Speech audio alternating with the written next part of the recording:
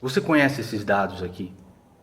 Se você os conhece, é porque você teve uma infância ou uma adolescência muito feliz. E se você não conhece, eu vou convidar você a conhecer um dos jogos mais fantásticos já criados pela humanidade. Nada que você jogou nos videogames, nos jogos eletrônicos, chega perto do que esse jogo pode oferecer para você. Quais são as possibilidades que esse jogo pode oferecer para você, porque você está restrito aos limites da sua imaginação. Ou seja, um jogo sem limite. Você faz o que você quiser, você é quem você quiser, você vive a história que você quiser e ele nunca tem fim, ele nunca acaba, é infinito. Esse jogo, que é o RPG de mesa, me ensinou diversas coisas. Me ensinou como eu tenho que falar e manter o discurso interessante, porque eu era mestre nesse jogo. Mestre não quer dizer que você domine o jogo, quer dizer que você exerce uma função de contar a história para os outros jogadores. E essa história tem que ser interessante, porque os outros jogadores jogarão dentro da sua imaginação. É tão divertido assim. E esse jogo me ensinou não só o gosto pela leitura, né? Vou mostrar aqui a minha pequena coleção. Muita coisa se perdeu, mas a minha pequena coleção desse jogo vou mostrar para vocês. Mas me ensinou o gosto pela leitura. Hoje eu leio cerca de um livro por semana, se não mais. Mas também conseguiu expandir os limites da imaginação, de como você vai atuar, de como você vai representar, de como você vai ser interessante ao falar. Esse foi um jogo muito importante para mim e eu joguei durante muitos anos, durante a minha infância e adolescência. Eu vou mostrar para vocês aqui algumas das coisas que eu guardo até hoje. Eu não vou explicar como jogar o RPG, talvez até faça isso em outro vídeo, mas você deve procurar aqui no YouTube mesmo, RPG de mesa. Existem diversos vídeos a respeito de como é esse jogo fantástico, de como esse jogo é ultra interessante. Eu lembro quando eu era moleque, como era um jogo novo, hoje ele está desaparecido do Brasil. Você não encontra, a não ser nas livrarias especializadas, você não encontra em lugar nenhum. Ele desapareceu, porque os moleques desejam só ficar na frente do videogame ou qualquer coisa do tipo, né? Mas ele desapareceu e você vai ver que esse é um jogo muito mais interessante do que qualquer RPG que você jogue no videogame, no computador e tal, porque ele mexe com a sua imaginação.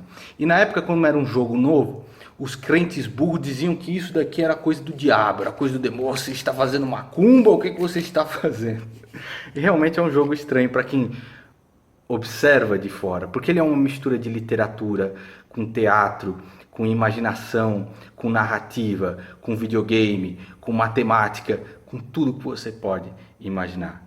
E realmente, talvez o RPG de mesa seja o maior exercício intelectual que uma criança e adolescente pode ter. Eu vou mostrar algumas coisas que eu tenho aqui. Essa é a minha mesa de RPG. E essas coisas que estão em cima dela são algumas coisas que eu encontrei nas gavetas antigas aqui em casa, algumas coisas que estavam esquecidas e que eu decidi mostrar para vocês. Coisas que eu juntei durante muitos anos. E esse é um jogo extremamente interessante porque ele faz com que você crie as histórias que os jogadores vão viver. E aqui estão alguns dos cadernos que eu preenchia quando eu era criança e adolescente. Vejam só, os cadernos estão repletos aqui de aventuras que os jogadores viviam. E eu ia escrevendo nesses cadernos. Eu nunca fui muito bom em futebol. Eu era bom em artes marciais, mas nos outros esportes eu não era muito bom, porque eu adorava ler, né? Então não era bom em futebol, não era bom em basquete, mas ler eu adorava. E essas aqui eram as aventuras que eu criava para os meus jogadores. Aqui um pouco dos dados, da coleção dos dados. Essa é a divisória do mestre. O mestre é aquele que conta a história. Então eu ficava por trás dessa divisória, contando a história para os jogadores que decidiam como interagir com essa história. Né? Aqui diversos cadernos com aventuras que eu criava, diversos deles, todos preenchidos aqui. Então passei a minha infância e adolescência escrevendo muito. Eu vou mostrar aqui uma outra parte. Eu descobri esse jogo quando a Abril lançou esse First Quest. Tá aqui, ó, para leitores a partir de 10 anos. E aqui dizia como é que você iria criar as aventuras, né?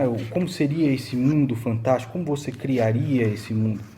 Isso daqui eu comecei a ler com os meus 10 anos e fiquei fascinado. Puxa, como eu posso criar esses mundos de aventura?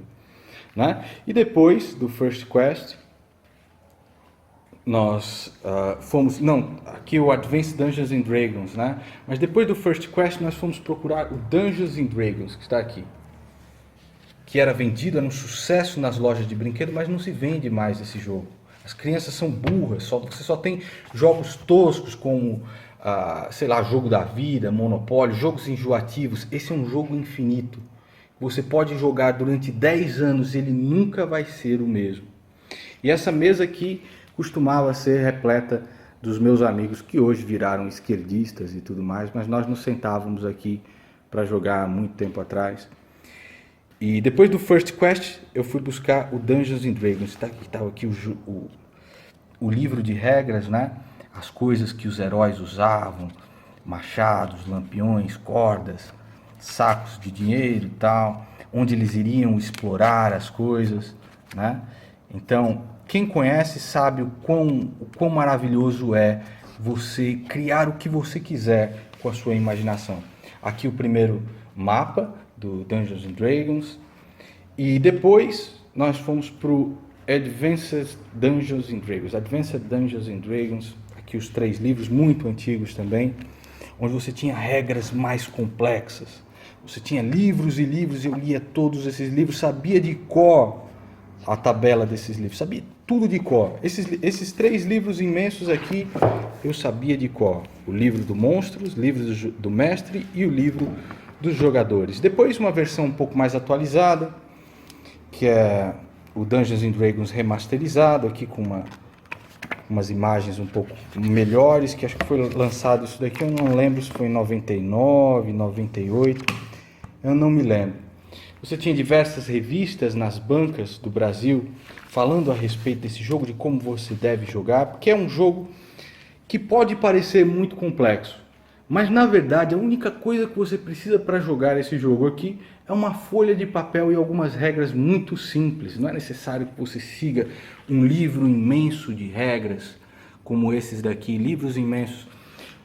O mais divertido no RPG é como você cria a história, como você desenvolve essa história, né? Aqui algumas fichas de personagem daquela época, muito antigo isso daqui, né? Quando nós jogávamos. Aqui uma cidade, uma cartografia de uma cidade onde os aventureiros foram visitar. E o interessante é que você pode viver o que você quiser, uma aventura como a do Senhor dos Anéis, pode viver uma aventura de vampiros, você pode viver uma aventura no futuro, você pode viver uma aventura como Star Wars, você pode viver o que você quiser. Porque o limite desse jogo é a imaginação da pessoa. Como eu disse, eu não vou ensinar a jogar agora.